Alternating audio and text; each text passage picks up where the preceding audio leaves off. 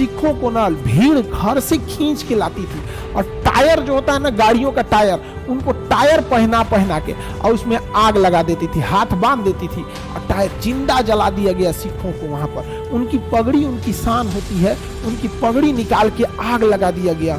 जाति पे घमंड करने वालों, अपनी जाति पे बहुत घमंड है ना, तो अपने धार्मिक जगहों पे 1 साल लंगर चला के दिखा देना, सारा घमंड उतर जाएगा। इंदिरा गांधी की मृत्यु के बाद भारत में मतलब क्या बताइएगा, मानवता को शर्मसार करने वाली घटना हुई भारत में।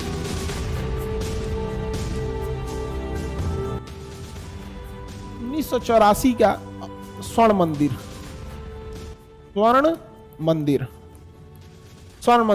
तो यहां पे ऑपरेशन ब्लू स्टार चलाया गया। ऑपरेशन ब्लू स्टार, स्वर्ण मंदिर को पाकिस्तान ऑपरेशन ब्लू स्टार। अब जो स्वर्ण मंदिर था, तो पाकिस्तान ने क्या किया कि पंजाब के एरिया में पाकिस्तान ने कहा कि अच्छा तुमने मेरे से बांग्लादेश छीन लिया, तुमने मेरे से मेरा बांग्लादेश छीन लिया। अब पाकिस्तान ने कहा कोई बात नहीं, हम भी तुमसे तुम्हारी जमीन छीनेंगे, हम तुमसे पाकिस्तान ये पंजाब वाला छीन लेंगे, खालिस्तान बना देंगे। क्या करेंगे? खालिस्तान बना देंगे। तो पाकिस्तान पंजाब के एरिया में ड्रग्स भेजना चालू किया, हथियार भेजना चालू किया, पैसा भेजना चालू किया, और यहाँ पे कुछ लोगों को उकसाया। लेकिन सिख बिरादरी के भाई लोग इतने मतलब देश प्रेमी, अब देखिए हम लोग जितना झंडा नहीं लहराए होंगे उतना झंडे में ये सिखों की शहीद हुई शरीर वापस आया है बॉर्डर से। हम लोग तो बस झंडा लहरा देते हैं। इस देश में सबसे ज्यादा अगर किसी ज्यादा, हालांकि हर देश में हर राज्य का मिट्टी है इस जमीन, इस देश की हिफाजत के लिए, लेकिन आपको भी पता है सिख लोग को देखिएगा ट्रक ड्राइवरी में, ढाबा में और फौज में बहुत ज्यादा जाते हैं। आप खुद से देखिएगा ना, सिख रेजिमेंट भी है, लाइट और ये क्या नाम है पंजाब रेजिमेंट भी है, दोनों बड़े बहुत बहादुर हैं ये लोग यहाँ पर लड़ने में। लेकिन उन लोगों में कुछ पूरा हिस्सा भाग नहीं लिया वहां पर, तो कुछ ही लोग जो थे वहां पे खालिस्तान मूवमेंट में भाग लिए, और लास्ट में जब सेना आगे बढ़ी तो उन्होंने स्वर्ण मंदिर को क्या बना लिया, एरिया बना लिया यहाँ पर। लेकिन मजबूरी में वहां पर स्वर्ण मंदिर में सेना को भेजना पड़ा।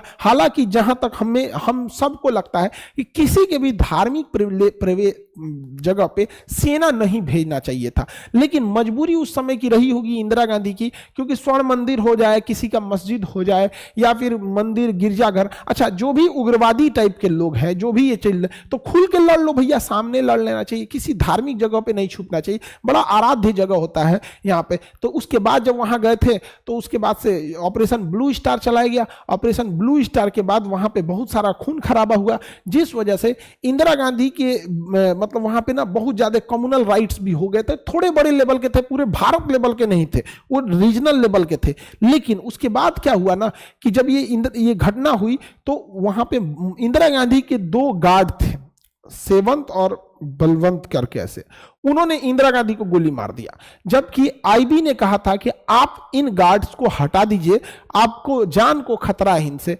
लेकिन वहां पे क्या हुआ था, इंदिरा गांधी ने बात नहीं मानी और इंदिरा गांधी को गोली मार दिया गया। इंदिरा गांधी की जब गोली मारी गई तो थोड़ी दूर तक, अब इतनी गोलियां शरीर में पड़ गई, 30-32 गोली लग के, इतना ज्यादा गोली लगी थी, मेन ऑर्गन्स में गोली लग गई थी। तो उसके बाद उन लोगों ने ना क्या किया, हथियार भी सरेंडर कर दिया। जो इंदिरा गांधी के गार्ड थे उन्होंने बाकी किसी को गोली भी नहीं मारा। इंदिरा गांधी को मारने के बाद पूरा पिस्टल से मारा, एक तो कार्बाइन से लेकर मारा, पूरा भून के रख दिया यहाँ पे। अब सोचिए जो एनएसजी कमांडो में रहेगा, जो इंदिरा गांधी के गार्ड में रहेगा, तो फिर बताइए उसकी तो गोली मारने की स्टाइल या फिर एक्यूरेसी बहुत बेहतर होगी। फिर इंदिरा गांधी की मृत्यु हो गई। इंदिरा गांधी की मृत्यु के बाद भारत ने मतलब क्या बताइएगा, मानवता को शर्मसार करने वाली घटना हुई भारत में। इंदिरा गांधी की जो मृत्यु हुई थी वो भी एक दुखद घटना थी। किसी प्रधानमंत्री को मारना कहीं से उचित नहीं है, लेकिन उसके बाद स्वतंत्र भारत ने अपना पहला मर्यादा नांग दिया। सिखों के खिलाफ पूरे भारत में दंगे हो गए। दिल्ली में तो इतना भीषण दंगा हुआ था ना, इतना भीषण दंगा हुआ था जिसका कोई है नहीं। सिखों को ना भीड़ घर से खींच के लाती थी, और टायर जो होता है ना गाड़ियों का टायर, उनको टायर पहना पहना के और उसमें आग लगा देती थी, हाथ बांध देती थी, और टायर जिंदा जला दिया गया सिखों को वहां पर। उनकी पगड़ी उनकी शान होती है, उनकी पगड़ी निकाल के आग लगा दिया गया, जिंदा जला दिया गया। बहुत दुखद घटना थी। घर से निकाल के रेप किया सब महिलाओं का वहां पर। उसके इतना ज्यादा उन्होंने तकलीफ झेला ना, लेकिन हम सब चुप थे। रीजन जानते हैं क्या है? भारत में जिसको पड़ता है ना बस उसी को तकलीफ होता है, हम लोग को काहे फर्क पड़ता है? ये बहुत दुखद है भारत के लिए। मतलब वो सिखों का था तो सिखों का दर्द बस सिख ही समझे यहाँ पे, हम लोग तो चुपचाप बैठे थे तो कोई बात नहीं। अजीब अजीब घटना है। जलते एक तो का है ना, जलते घर को देखने वालों फूस का छप्पर आपका है, आपके पीछे तेज हवा है, आगे मुकद्दर आपका है। तो याद रखिएगा, दूसरे इस सब का एक दिन देखना पड़ेगा। और ये भारत को नहीं समझ में आया यहां पर, तो ये लोगों ने देखा इतनी बुरी दुर्घटना हुई थी कि सिखों के लिए पटना हो गया, दिल्ली हो गया, जहां सिख बहुल एरिया था वहां पे लोगों ने घर में घुस के उनकी संपत्तियां लूट ली। मतलब इतना मास मर्डर हुआ था जिसका कोई हद नहीं। यहाँ पे छोटे छोटे बच्चों को काट दिया गया, हत्या कर दी गई। अच्छा, जब भी ये जब भी वायलेंस होता है ना, कम्युनल राइट्स होते हैं, सबसे ज्यादा तकलीफ किसको झेलना पड़ता है? छोटे बच्चों को। वो बेचारे डर जाते हैं, भाग नहीं पाते हैं। और औरतों के साथ, उनके साथ रेप कर दिया सब यहाँ पे। और कहीं कहीं लोग भागे, लोग कोई भेष बदल के भागा, कोई अच्छा इंसान था, उसका पड़ोस में कोई हिंदू था, कोई मुस्लिम था, उन्होंने छुपा लिया, नहीं ये मेरे घर की बेटी है, मेरे घर की बहू है, ऐसे करके जो पगड़ी बांधे थे लोग, वो लोग तो पकड़ में आ गए। यहाँ पे लोगों ने उन्हें अपने घर में छुपाया। ऐसे देखो, हमारे देश में ना अच्छे लोगों की भी कमी नहीं है, लेकिन दिक्कत क्या है ना कि अच्छे लोग थोड़ा शांत रहते हैं, और 2-4% ये सुपर हरामी टाइप के लोग हैं ना, यही बाहर घूमते रहते हैं और ये पूरे देश को बदनाम कर देते हैं। उन लोगों ने भी हेल्प किया वहां पर, लेकिन क्या कीजिएगा, जब इंसान ही जानवर बन जाए तो कौन बचाएगा? बहुत तकलीफ झेला उन लोगों ने। लेकिन आज भी ना, जिन लोगों ने उनका घर जला दिया ना, आज भी अगर उनके घर में ऊपर वाला अगर श्राप देगा, बदुआ देगा, अब भूखे मरेंगे ना वो चोट्टे जिन्होंने इनको जला दिया था जिंदा, तो सिख के गुरुद्वारा में जाएंगे तो वो भूखा नहीं लौटाएंगे। उनको खाना खिला के, भर पेट खिला के, और जितना उनके घर में खाने की औकात नहीं होगी ना, उससे बेहतर खाना वो गुरुद्वारा में देते हैं। वहां ये नहीं कि एगो लड्डू फोड़ो 20 आदमी को आटा दो, ऐसा नहीं होता है। जो शुद्ध खाना आपके घरे नहीं नसीब होता होगा ना, वहां मिलता है। शुद्ध देसी घी में कभी गुरुद्वारा जाके देखिएगा। धर्म अगर देखना है ना, वाकई में देखना है ना, जाके सिखों का देखो, वो होता है इंसानियत का धर्म। बाकी लोग में एगो कहीं पेंट मारना है तो 40 आदमी से चंदा ले लो। आप कभी सुने हैं सिखों से 365 दिन शुद्ध घी में लंगर खिलाने वाले कोई इसमें से खड़ा होकर कह दे कि आपको किसी सिख ने रोक के चंदा मांगा होगा? कोई कह दे इसमें? अरे उनके अंदर मानवता है, आत्मसम्मान है। यहां पे समझ गया कि नहीं आ गया? हमने यहां तनी देखिए ना, तनी एगो कोनो काम हो पहले देखिए ना, यहाँ पे एगो तो सोच रहा ट्रक, बस, गाड़ी, सड़क सब रोक देगा, इतना दीजिए उतना दीजिए, और खत्म होने लगे भाई एगो लड्डू में 25 आदमी को हटा देगा सब लोग किसी चीज में। तो सिखों से जी, अच्छा देखिए हम लोग को क्या खामियाजा भुगतना पड़ा 1984 में जब सिखों के खिलाफ दंगे हुए थे तो सारी दुनिया चुप थी। सिख लोग बेचारे ने कैसे सहा? तो आइए अभी देखते हैं 1993 में जब कश्मीर में हुआ, जम्मू कश्मीर में कश्मीरी पंडित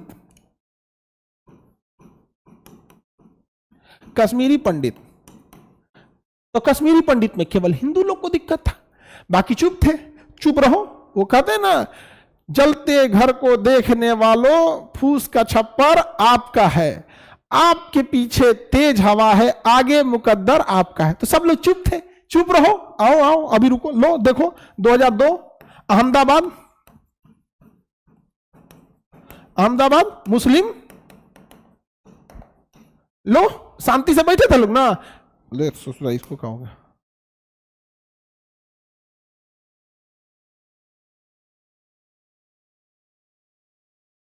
मुस्लिम लोग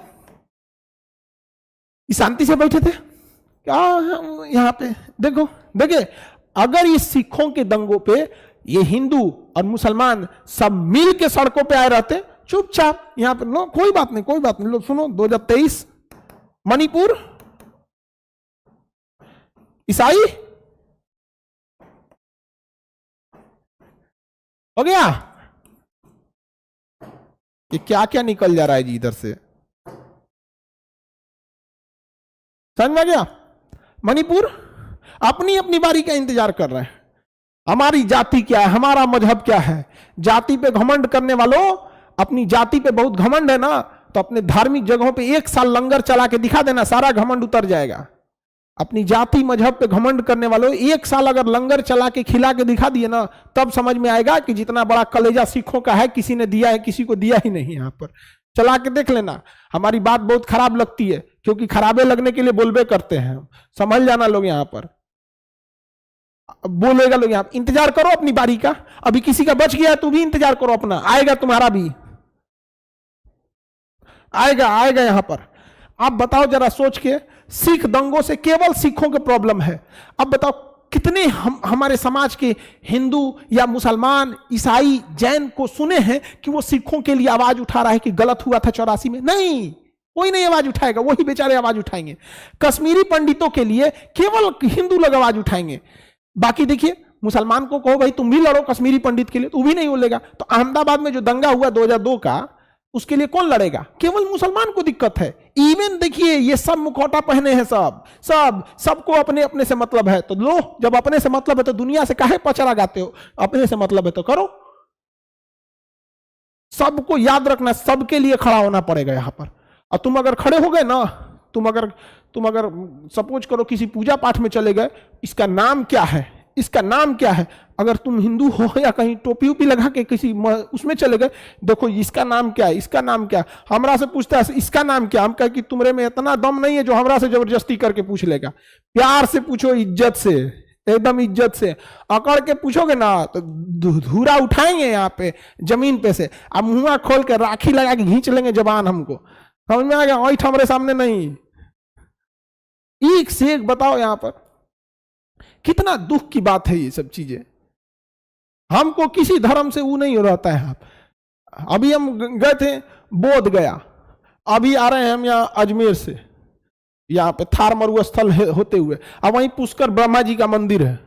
हमको ये सबसे नहीं रहता है यहाँ पे, बहुत गलत होता है यहाँ पे। ये देखो, ये स्वतंत्र भारत में ये क्या शोभा देता है? इतने बड़े बड़े दंगे, मणिपुर का हो गया, चाहे अहमदाबाद का हो गया, या कश्मीर का हो गया, या सिखों का हो गया। देखो सबको अच्छा गौर से देखना, सबका अपना कहानी है। कहानी जिस दिन हम सब मिलके एक दूसरे के लिए लड़ने लगेंगे, उस दिन ये देश सुधर जाएगा।